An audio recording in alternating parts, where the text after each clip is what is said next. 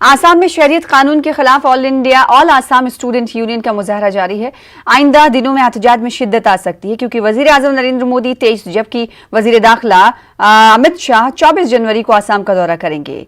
आंसू कारकुनान 22 जनवरी को torch rally निकालेंगे। इसके बाद 23 और 24 जनवरी को काला बिल्ला और झंडा लहराएंगे। हमारे साथ हमारे नुमाइंदे नौजीत भागपति आसाम से जुड़ चुके हैं।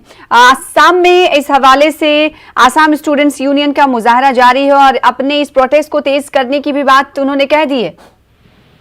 हाँ जी, ऑल आसाम स्टूडेंट यूनियन आसू ने ये किया है कि उन्होंने प्रोटेस्ट करेगा जब वजीर आजम नरेंद्र मोदी और अमित शाह की जो असम भ्रमण है उसके विरोध में करेगा, क्योंकि ये पुराना विरोध है। कहाँ से शुरू हुआ है ये विरोध? पहले से इतना विरोध नहीं था बीजेपी गवर्नमेंट के अगेंस्ट में। जब कहा ला दिया सेंट्रल गवर्नमेंट ने, तब आसू ने विरोध किया है। आसू का मेन डिमांड था जो डिमांड है 71 और 71 के बाद जो बीजेपी आने वाले है और आया है उसको उन्होंने विरोध करते आया है। वो लेकिन जब काल आ दिया तो 2014 तक आ गया, तो इसलिए उन लोगों का विरोध है, पहले से का विरोध कर रहा है सिटीजनशिप अमेंडमेंट एक्ट का। और एक इशू है ये 6 शेड्यूल इम्प्लीमेंटेशन को लेकर।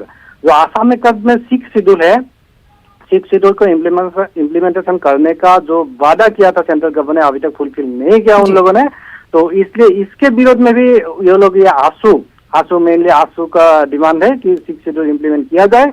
इसके तहत सेंट्रल होम मिनिस्टर ने एक कमेटी भी बनाई थी। उस कमेटी ने रिपोर्ट भी दिया है, लेकिन उस रिपोर्ट का अभी तक इम्प्लीमेंट करने का कोई बात ही नहीं किया है।